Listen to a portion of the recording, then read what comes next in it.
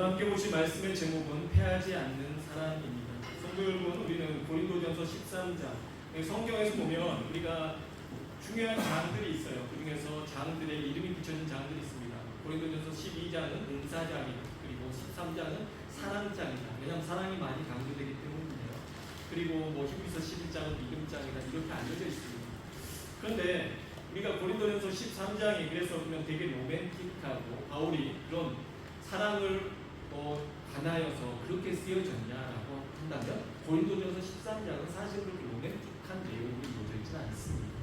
고린도전서 13장에서 사랑에 대해서 말할 수밖에 없었던 이유는 고린도 교회에 이전부터 있어왔던 문제에 관련해서 토론을 하는 가운데 그 문제가 시작부터 말이 있었죠. 고린도전서 시작 부분부터 뭐라고 말합니까? 나는 아볼로파다. 그리고 나는 누구 파다? 잠깐만요. 오늘 우리 성도가 처음 왔어요.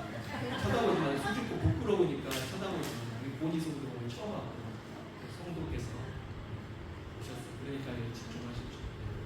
자, 그래서 내가 어디까지 아는 적이 없는데 고린도 교회가 문제가 있었죠. 나는 누구 파다? 자, 나는 아볼로파다. 아볼로는 되게 말을 잘하는 사람입니다. 설교를 잘해. 그래서 나는 아볼로파다. 아볼로에게 배웠다고 말하면 당시에도 상당히 사람들이 야 제대로 배웠네, 정식 곳을 밟았어, 이럴 수 있으니까요. 그리고 나는 개박한 예수님의 수제자 베드로의 제자니까 야 정말 이 사람은 알아주는구나. 그 다음에 바울이 교회를 세웠습니다. 고린도 교회를. 그리고 바울이 이방인의 선교에 앞장섰기 때문에 바울의 사람이라고 자랑하는 거죠. 순서적으로 말했을 때 아볼로와 게바를 둔 거 보니까 순서적으로 말하는 거 아니에요. 그 다음에 어떤 사람들은 아니야 우리는 그리스도파다라고 해서 각각 파를 나눠서 이야기를 했다라고 말했어요. 그러다 보니까 고린도 교회는 파당이 이루어질 수밖에 없었고 사람들이 뭘 자랑합니까? 내가 누구 파다. 사람들은요 모여있을 때 나의 길드, 그러니까 내가 어느 조직에 속해 있다라고 하면서 그 조직을 자랑하게 되어 있습니다. 무슨 깡패들, 조폭들도 아니고 우리가 무슨 조직이다, 더 큰 조직을 자랑하는 것처럼 교회 안에 그런 게 자리 잡고 있었다는 것이죠. 이런 문제가 병폐가 되는 것입니다. 그래서 사람들이 자꾸 자랑을 하다 보니까 그 자랑이 무엇이 되니까 결국은 교만이 되게 되죠. 교만과 자랑을 통해서 교회가 어떻게 됩니까? 서로 시기하게 되고, 그리고 난 다음에 무엇이 있습니까? 분쟁과 경쟁심까지 시겨워지게 됩니다. 이런 선한 경쟁이 아니라 이 경쟁은 내가 너보다 낫다, 내 믿음이 너보다 낫다, 내가 더 하늘에서 상급이 많다, 내가 누구의 제자다. 그 교회 안에서 교회가 하나 되게 있어야 되는데 교회가 하나 되기는 어렵게 되어버린 상황이 된 것입니다. 우리가 잘 아는 대로 고린도전서 3장 16절 너희가 하나님의 성전인 것과 하나님의 성령이 너희 안에 거하시는 걸 알지 못하는 것. 그거 알지 못하면 성령께서 너희 안에 거하시는 걸 알지 못하면 너희가 스스로 버리는 자라고 말하는 분도 있지만, 중요한 것은 이 성전이 어떻게 구성이 되냐면 이 성전 안에서는 더러우면 안 되잖아요. 성전은 더럽혀야 되는데 성전이 더럽혀지는 게 있다. 성전을 더럽히면 하나님께서 너희를 멸하시리라고 17절에서 말하고 있으면서 3장 17절에서 말하고 있으면서 성전이 더러워지게 된 이유는 여러분이 아는 것처럼 물론 술, 담배 하시는 분들에게 술, 담배 하면 여러분의 심령을 술과 담배로 채우면 성령님이 취하시지 않겠습니까? 성령님이 흉내 때문에 숨 막히지 않겠습니까? 이런 표현으로 하는 것도 있지만 그것은 핵심이 아닙니다. 바울이 말했던 그 기준이 뭐였냐면 하나님의 성전이 더럽혀지는 것은 바로 사람들의 교만입니다라는 것입니다.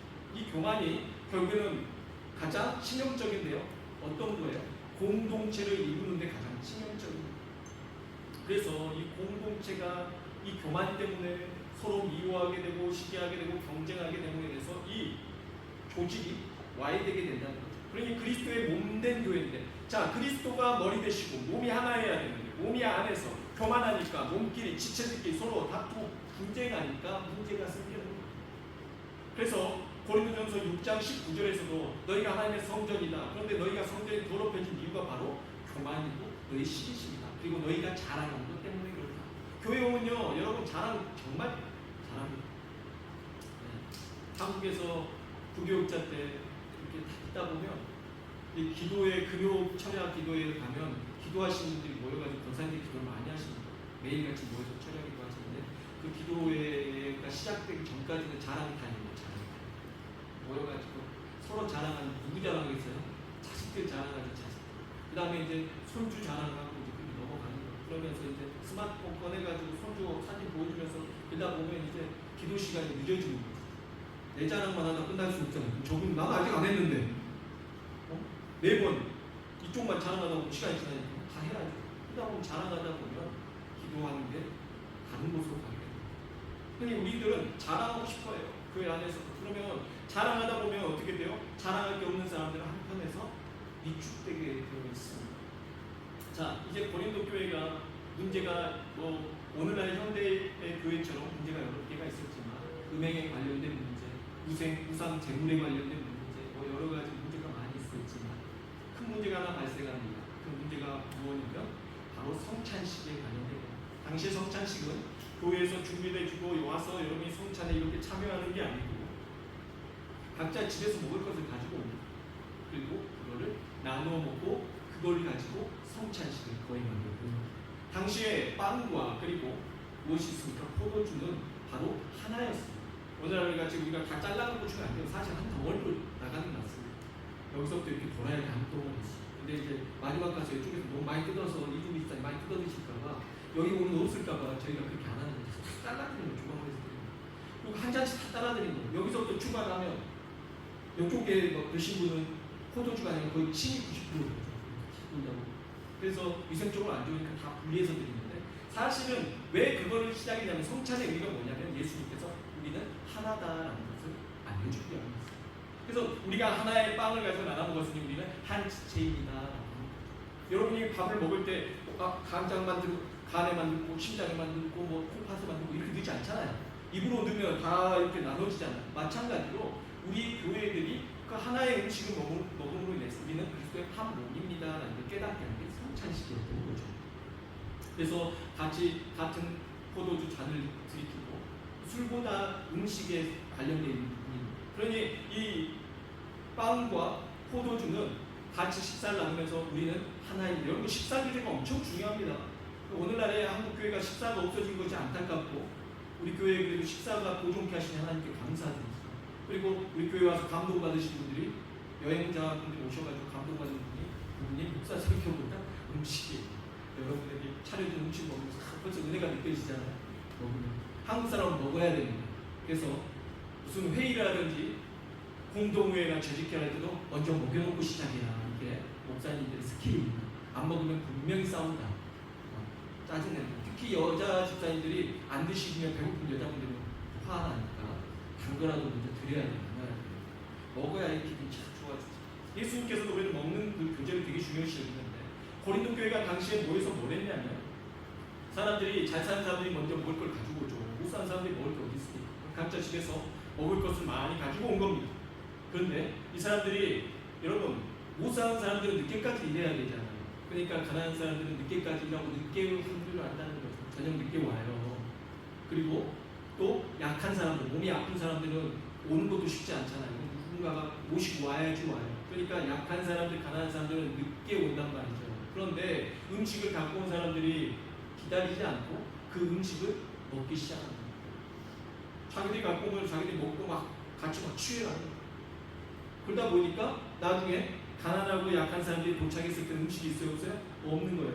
거의 음식 쓰레기 수준밖에 남들이 먹다가 남은 것밖에 없는 거예요. 그래서 고린도전서 11장 33절에서는 이렇게 말합니다. 이 구절은 여러분이 꼭 암송하면 좋겠어요.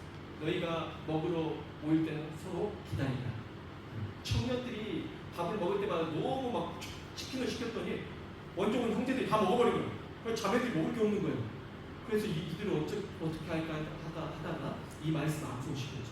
먹으러 모일 때는 서로 기다리라. 하나님이 가르쳐 주시고 꼭 기다려야 돼요. 근데 막 먼저 먹어버린 겁니다. 가난하고 연약한 사람들이 도착했더니 먹을 게 없어요. 이 사람들 어떤 느낌이겠어요? 부끄러움과 수치심입니다.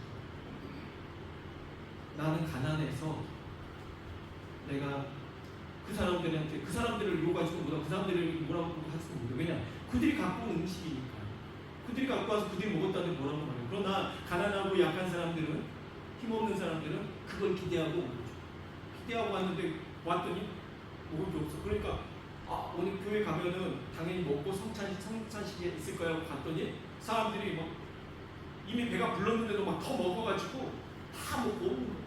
그러니까 그것을 와서 먹으려고 봤더니 없으니까 집에서 밥을 안 먹고 온 자신이 너무 초라하고 부끄러워지고 수치스러워지고 이것에 대해서 바울이 말합니다. 여러분, 이렇게 교회는 누군가를 수치스럽고 부끄럽게 하면 안 됩니다. 그래서 제가 여행자분들뿐만 아니라 교환 같은 경우 우리가 잘 환대해야 된다는 말이 그겁니다. 우리에게 주신 사명이 이 한인 디아스포라 지역에 살면서 우리에게 주신 사명이 그건 거죠. 그래서 만약 우리가 음식이 부족하면 먼저 대접을 하고 나중에 우리가 안 먹는 한이 있더라도 먼저 나그네 된 자들과 성경에서 말하는 이 순서가 있죠. 고아와 가부와 이런 것도 있지 않습니까? 한양 연약하고 힘없는 사람들, 그 사람들이 먼저 대접하면 하나님이 갚아주신다는 거죠. 근데 그 고린도 교회가 그 부분이 약했던 것 같습니다. 그래서 상처를 받은 겁니다. 그래서 바울은 그 부분에서 말하는 거죠. 그래서 우리가 또 특히 5절에서 말씀 보시죠. 무례히 행하지 아니하며 자기의 유익을 구하지 아니하며. 자, 사랑은 어떤 거라고요? 무례히 행하지 않는다. 이게 무례한 겁니다. 누가 왔는데 그 사람에게 수치심을 느끼게 하고 부끄럽게 한다는 건 이거는 뭐예요?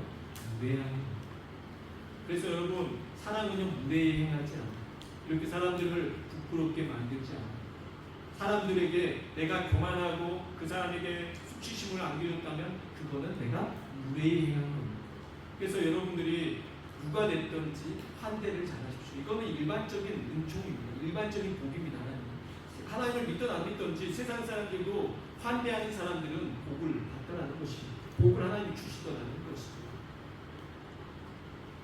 여러분이 지금 반도체 AI 기업 중에서 세계 시총 1위가 엔비디아의 젠슨 대표가 한국에 왔습니다. 그래서 이분이 원래 예능에 출연을 안 하는데 유퀴즈 언더블록이라는 프로에 유퀴즈에 부산에서 출연했대요.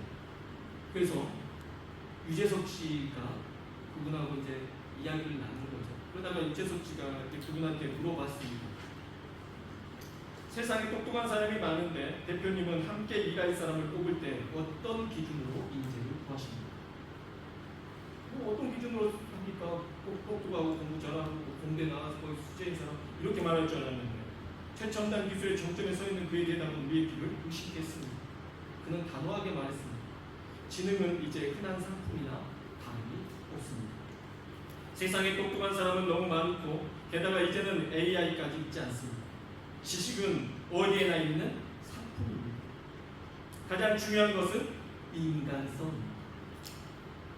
함께할 사람을 구한다면 베풀 줄 아는 사람, 즉 나는 당신이 성공하기를 바랍니다 라는 마음을 가진 관대하고 친절한 사람을 찾아야 합니다. 그것이 진짜 가치 있는 능력입니다. 이렇게 말합니다. 너무 멋있지 않습니까? 똑같이 잘 사는 사람도 누구 있어요? 일로 지나가는 일땡땡 리스트라고. 그렇죠? 이거랑 참 많이 틀려요. 사람이 이제 지식이 중요한 시대가 아니라는 거죠. 오늘 8절 말씀 함께 보시죠. 8절에 뭐라고 나와 있습니까? 사랑은 언제까지나 떨어지지 아니하되 애원도 패하고 방언도 그치고 지식도 패하리라. 자, 마지막 때가 되면 어떻게 돼요? 뭐가 패해요? 애원도 패하고 방언도 패하고 지식도 패하리라. 자, 애원이라는 건 뭡니까? 통찰력이죠. 앞으로 미래를 내다볼 수 있는 미래에 어떤 일이 있을 것입니다. 자, 이제는 그 미래를 분석하는 것 슈퍼컴퓨터가 합니다. 그리고 AI가 그 다음에 이제 양자 여기 이런 것까지 발표되면 앞으로 미래를 예측하고 이런 것들은 기계들이 더 잘하게 되는 거죠. 그러니까 예언도 어떻게 보면 패하게 되는 겁니다. 미래를 예측하고 이런 것도 패하게 된 거죠. 정말. 그리고 방언. 자, 방언이라고 말하면 오늘날 우리가 교회 안에서 이상한 기도로 랄랄랄라 하는 그런 것뿐만이 아니고 사실은 초대교회 방언은 언어였다는 거죠. 내가 기도할 때 온 사람들이 각 나라의 사람들이 내 나라 자기 나라의 언어로 받아들이고 들렸던 그게 원래 진정한 방언인데 그 외에 또 이제 교회에 쓰여진 방언이 있습니다. 그러나 중요한 건 방언은 언어라고 했을 때 언어적인 측면도 마찬가지입니다. 오늘날 우리가 해외 어디를 나가도 언어를 못 해가지고 이제 걱정할 일이 없습니다. 그렇죠? AI를 통해서나 아니면은 우리가 실시간으로 통역이 돼버리지 않습니다. 그러면 사람을 상대하는 데 있어서 언어가 이제 제약사항이 없습니다. 그럼 어떤 방언 때문에 우리 말 때문에 어려움이 없다는 거죠. 특히나 이제 오늘날 우리가 여전히 그 교회 안에서 뭐 랄랄라 하는 그런 방언도 있겠지만 그 방언 또한 마찬가지입니다. 그 방언도 유익이 어디에 있냐면 하나님 앞에 기도하는 데 목적이 있습니다. 교회를 위한 기도하는 데 목적이 있거든요. 그러니까 기도를 많이 하기 위해서, 교회를 위해서. 그래서 하나님께서 은밀한 곳에서 하나님 앞에 간절하게 기도를 많이 하는 사람들에게 기도를 많이 할 수 있는 은사를 주신 게 방언인데, 그 방언을 너무 잘못된 방향으로 써서 남들 옆에서, 특히 초신자들이나 힘없는 사람들이 왔는데 옆에서 막 방언을 기도하면 이 사람들이 실족하죠. 여기 이상한 데가 그리고 이게 내 기도가 안 되게 옆에서 막 예전에 보면 저도 막 기도원 가면 저도 뭐 고등학교 때 뭐 그런 거 다 경험하고 다 인사들 다 받았지만 특별한 분들이 계셔요. 그러니까 옆에 와가지고 막 방언 이상한 소리 막 내시는 분 있어요. 짐승 소리 같은 거 내시는 분. 남들 방해하는 거죠. 그거는 울리는 꽹과리와 같다. 듣기 싫다는 거죠. 그거는 사랑이 아니라고 말합니다. 그러니 이런 방언도 폐한다는 것이 어떻게 보면 이 시대에 적용이 되는 거죠. 자, 그럼 지식도 폐하리라. 최승환 대표가 말한 대로 이 세상에 이제는 지식은 흔한 상품이 되어버린다. 내가 똑똑하다라고 잘난 척할 사람이 없다는 거예요. 내가 어디 대학교 나왔어, 내가 얼마나 공부를 많이 했는데 할 필요 없다는 거예요. 어차피 인공지능 못 따라간다는 거죠. 그러니까 이제 자랑할 게 없다는 거예요. 우리 지식도 다 패한 거예요. 다 패한다는 거예요. 그러니 너희들이 잘난 척하지 말라는 거죠. 교회 안에서 너희들이 그러지 말라는 거죠. 그러면 하나는 패하지 않는 게 하나가 있는데 그 패하지 않는 게 뭐라고요? 바로 사랑이다. AI가 어떻게 사랑을 해요? 로봇가 어떻게 사랑을 합니까? 사랑은 패하지 않는다. 여기서 패하지 않는다라는 것은 사랑은 여러분 실패의 패자가 아니에요. 없어지지 않는다는 거. 없어지지 않는다는 폐지 뭐 이렇게 할 때 그 폐지되지 않는다라는 뜻에서 단어입니다. 여이자를 쓰는 것은 패하지. 사랑은 없어지지 않는 겁니다. 하나님께서 이렇게 우리에게 사랑하는 것입니다.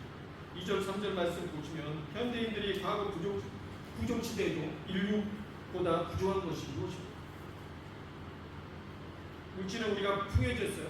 시기와 질투, 그런데 우리 안에 막 경쟁, 이런 미움, 이런 사랑의 결핍 가운데 우리는 현대인들은 병들어가고 있다는 것이죠. 그래서 우울증, 조울증, 대인기피증, 공황장애 뭐 이런 사람들 동안 어떤 상처가 많이 있습니다. 그 문제점이 어디서 발생해요? 다 사랑의 결핍에서 온다.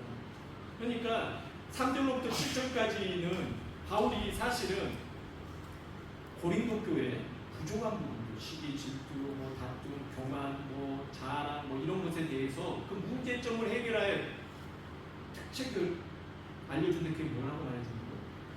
사랑이라고 해주는 거예요. 해결책이 어떻게 해요? 해결할 수 있는 방법은 사랑을 하고. 그러면 사랑하다는구나. 여러분 사랑하다고 제가 여러분 이제부터 사랑하십시오. 옆 사람에게 사랑합시다. 사랑이 됩니다. 사랑이 돼요. 오늘 말씀 목사님 말씀에 사랑하라고 말 들어서 가족들 집에 가자마자 남편분에게 사랑해요. 그러면 그게 됩니까? 사랑해. 얘들아 사랑해. 사축 위에 있어 엄마한테 뛰어들고 누구하고 발차기 하는 애들한테 사랑이 이게 될까요? 안 되죠. 우리의 힘으로 사랑하라고 말하지 않습니다. 어떻게 사랑을 하라고 말하냐면 이 패하지 않는 사람은 결국은요 사랑받지 않는 사람은 사랑할 수가 없는 거죠. 사랑은요 우리에게 충전이 되어져야 되는 거예요. 우리 안에서 사랑이 나오지 않는 이유는요 결국엔 우리가 사랑으로 충전되어 있지 않기 때문입니다. 우리가 사랑이 결핍되어 있고 고갈되어 있기 때문입니다. 그럼 우리 인간의 사랑은 사실 본질적인 그 사랑의 충전은 어디에서 이루어지냐면 예수 그리스도께 이루어집니다. 성부 하나님께서 사람을 하나님이 세상을 이처럼 사랑하사 독생자 자기 아들 예수 그리스도를 이 땅에 보내셨으니 이는 그를 믿는 자마다 멸망하지 않고 영생을 얻게 하려 하십니다. 이게 하나님의 사랑이에요. 자기 아들을 내어주셨다.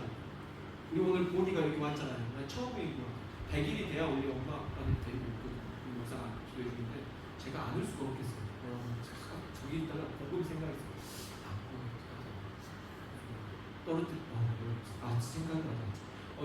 100일 정도 되는데 제가 예전에 루카 안고 제가 기도해줬죠. 그죠? 루카 좋았을 때 100일 정도 지났을 때 오셨어요. 그때 루카를 제가 안고 기도했던 것 같은데 근데 지금 한 달 됐나? 20일 정도 못 하겠어요. 못 하겠어요. 제가 지금 무슨 말을 하려고 하냐면 저 아이를 우리가 사랑하는 것에 있어서 우리의 힘으로 저 아이를 사랑한다고 말할 때 저 아이 또한 그 사랑을 아이가 다 느낄 수 있을까요? 쉽지 않죠. 그래서 바울은 뭐라고 말하냐면 우리가 그 사랑을 부분적으로 희미하게 12절 말씀입니다. 우리가 지금은 거울로 보는 것 같이 희미하나 그때는 얼굴과 얼굴을 대하여 볼 것이요 지금은 내가 부분적으로 아나 그때는 주께서 나를 아신 것 같이 내가 온전히 아니다. 여러분, 엄마가 사랑하는 것, 그 내리사랑 자녀들이 어떻게 알아요? 어떻게 알아요? 저때 저렇게 지금 사랑해주고 보살펴주고 있는데 그거를 기억하고 엄마 그때 나 태어나서부터 자랄 때까지 나 그때 엄마 뱃속에 나와 한 달, 두 달 있었던 이들 얘가 말하는 부분이 있으니까 좀 다 기억 못하죠. 좀 커도 부분적으로만 기억합니다. 언제 기억해요? 엄마 그때 나 저기 좋은 장난감 사줬잖아. 엄마 나 그때 생일 때 어떻게 해줬잖아. 좋았던 것만 기억한다니까. 우리는 부분적으로만 기억을 못해요. 근데 하염없이 부모는 계속 사랑을 하는 거잖아요. 마찬가지입니다. 오늘도 마찬가지예요. 여러분이 화가 나고 막 짜증도 나고 그럴 수 있잖아요. 기분도 안 좋고 사랑은 무슨 사랑 지금 내 안에 증오가 가득합니다. 그렇죠? 그런데 하나님은 여러분에게 사랑을 어떻게 하고 계시나? 끊임없이 주고 계시는 거예요. 사랑을 우리에게 끊임없이 주시는데 우리가 그 사랑을 못 느끼고 있는 거죠. 그래서 우리가 뭐라고 표현해요? 하나님 왜 나를 사랑하지 않으십니까? 라고 말해요. 저 본인의 아이가 엄마 아빠 왜 날 사랑하지 않아? 직접 누워가지고 엄마 아빠는 계속 보살피고 있는데 왜 날 사랑하지 않아? 그렇게 말하는 거랑 똑같은 거예요. 우리가 그렇다는 거죠. 그래서 바울이 뭐라고 하냐면 우리의 신앙이 어린아이와 같다. 어린아이는 부분적으로밖에 모른다. 그래서 우리에게 어떻게까지 자라라고 말하냐면 장성한 사람이 되라. 장성한 어떤 게 장성한 믿음? 온전히 알게 되는 거죠. 부모의 사랑을 철들어라 이겁니다. 신앙적으로 철이 들면 알게 된다라는 것입니다. 언제 철들게 될까요? 언제 철들게 될까요? 부모의 사랑을 자기가 부모가 하는 말이 있으면 너도 자신 가봐 그때 알게 된다고 경험해보라는 거죠. 하나님께서 자기 아들 독생자 예수 믿고 이 땅 가운데 보내주셨어요. 하나님이 우리에 대해서 뭘 하십니까? 우리를 어떻게 사랑하셨어요? 우리가 말을 못하는 거죠. 그는 하나님은 독생자이신 하나님이신 그 예수님도 하나님이잖아요. 성자 예수님을 그 하나님을 우리 가운데 이 땅 가운데 죄인의 모습으로 태어나게 하셨어요. 그보다 더 큰 사랑이 어디 있겠냐는 겁니다. 이거는 방치고 버리는 거예요. 그 아들이 십자가에 달려서 생판 모르는 이 죄인들을 위해서 십자가에 달려서 죽을 때 아버지여 저들의 죄를 저들에게 돌리지 마옵소서. 내가 다 아버지여 내가 감당할 수 있도록 도와주세요. 주님이 예수님이 그 우리의 죄악의 쓴뿌리를 다 짊어지시고 가시는데 성부 하나님께서 모른 척 하시는 거예요. 왜요? 지금 그 십자가에서 예수님을 구원해버리면 우리는 구원받을 수 없으니까 그가 십자가에 달려 죽어야 되니까 그래야 그가 우리의 죄값을 십자가에서 갚아버리고 우리가 죄의 싹은 사망이 그 사망에로부터 벗어나게 되니까 예수를 십자가에 못 박은 채로 죽게끔 방치하시는 거죠. 여러분 어떻게 그럴 수 있어요? 저렇게 아름다운 하나님 보시는 거는 우리를 보시는 건요 부모가 저 본인이 아이를 보고 있는 것보다 더 사랑으로 여러분 보고 계시는데 우리가 못 느끼고 있다니까요. 사랑을 안 하시는 게 아니에요. 우리가 못 느끼고 있다. 그래서 뭐라고 말하냐면 너희가 범사에 그에게까지 자라있지는 않아. 뭐예요? 철 좀 들어라. 하나님이 너희를 사랑하는 걸 좀 느껴라. 사랑하는 성도 여러분, 하나님께서 여러분을 사랑하시는 것을 느낄 수 있도록 기도하십시오. 하나님 오늘도 예수 그리스도의 사랑을 내게 깨달아 알게 하여 주시옵소서. 하나님 내가 지금 앞으로 이제 사랑하겠습니다.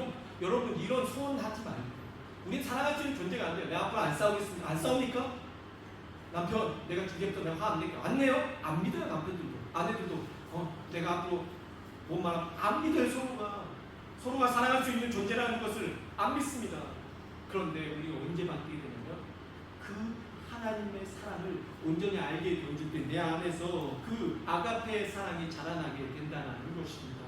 그래서 그 사랑이 자라나게 되려면 내가 어떻게 돼야 될까? 내 자아가 죽어져야 됩니다. 그래서 고린도전서 15장 31절에서는 나는 날마다 죽노라 어떻게 돼야 돼?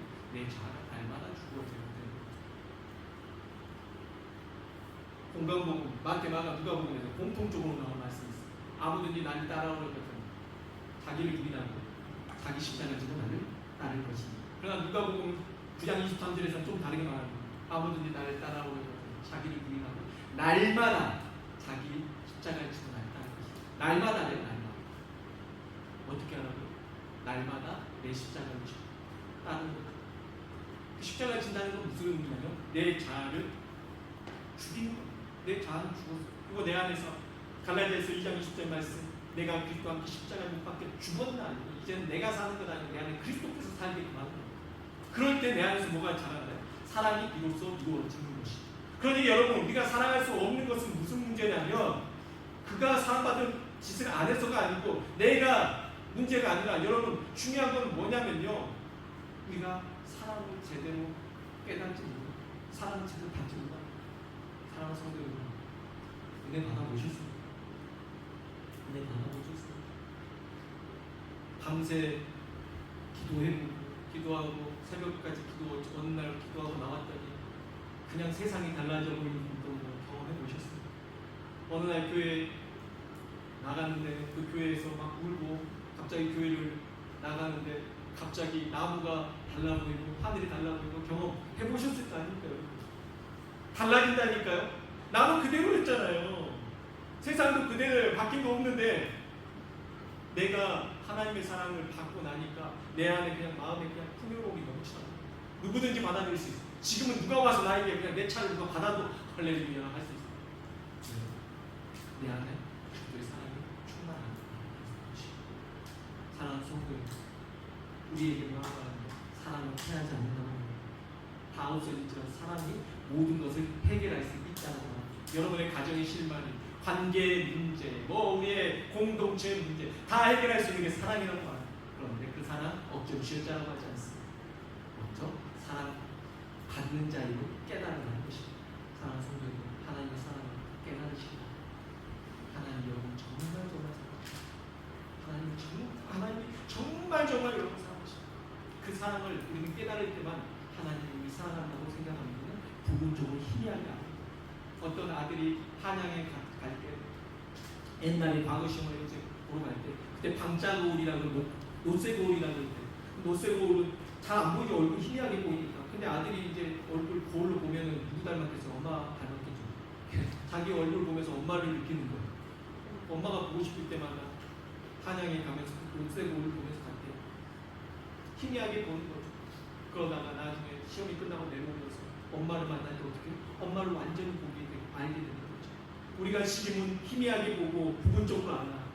우리가 정말 그 하나님 앞에서, 예수 그리스도 안에서 우리가 만나게 돼서 우리 안에서 진정한 완성되어지는 장성한 분량의 신앙이 된다는 것이죠. 오늘 말씀은 말합니다. 너희가 네 몸을 불사르게 내어줄지라, 너희가 구제를 많이 하고 막 이런다고 할지라도 사랑 없이도 할 수 있다고 말합니다. 그러나 사랑이 없으면 아무것도 아니라고 말합니다. 사랑하는 성도 여러분, 여러분이 막 희생정신을 발휘해서 이루에서 죽어줄 수 있죠. 그러나 사랑이 없으면 그것도 아무것도 아니라고.